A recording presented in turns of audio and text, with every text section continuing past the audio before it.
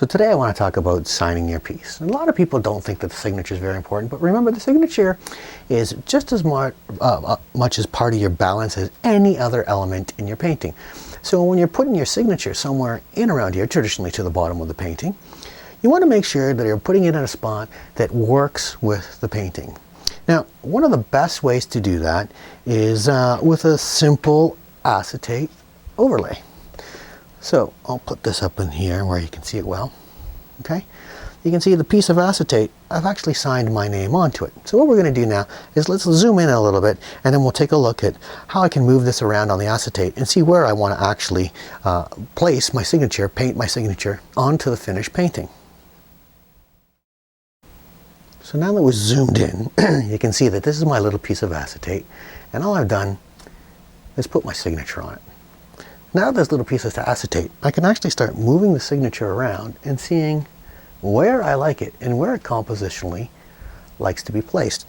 I like to keep a horizontal signature. There's just something about it that's, elegant, and I just think it works the best.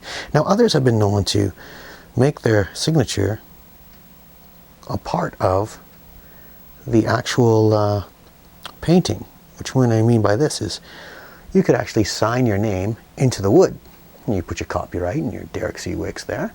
Then it gets hidden within the elements of the painting. A lot of guys that are kind of gimmicky do that, and that's the exact reason why I don't do it, because I think it's a little bit gimmicky.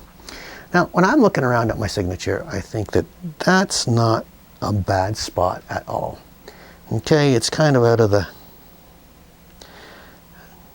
way of the main focal area. You want your name to be there, but not pounding people over the head. You just want it in a nice inconspicuous area. But then this little grizzly cub really worked out well, and I think it's going to end up being a limited edition. So then I had to take it one step further. I had to think, well, I'm going to be signing this later too. So I made another piece of acetate that not only had the signature, or the painted name, but my signed signature too. And then I started moving it around to see where I liked it. And then once I did that over here, I didn't mind the actual signed in the painting signature, but I was going to lose. On every single print I would have lost my name. So that's when I thought, well, over here might not be too bad.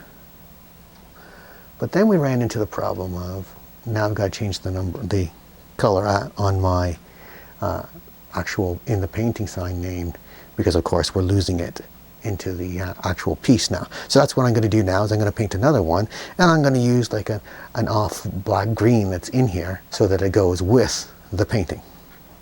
Alright, so we're back, and I've made a new little piece of acetate that just has my Derek Wicks, and this time I signed with a gold pen because I thought gold was going to be much better, and I really didn't like over here at all.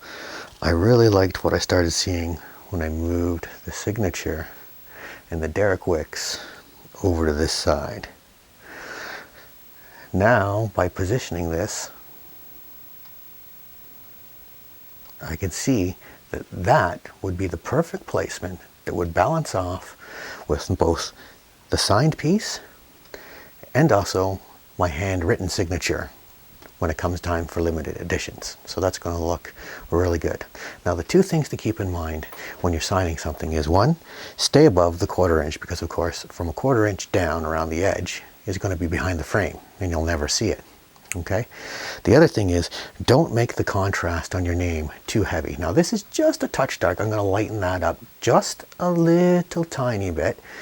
But always have your signature well enough that it's legible and readable, but don't have it at a high contrast, which makes it the focal point of everything. Okay, you really want to keep your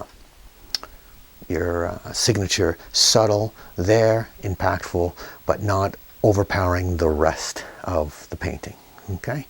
Now the other thing I wanted to show you using acetate and a couple other things is masks. So let's go to showing you how to do a couple of masks.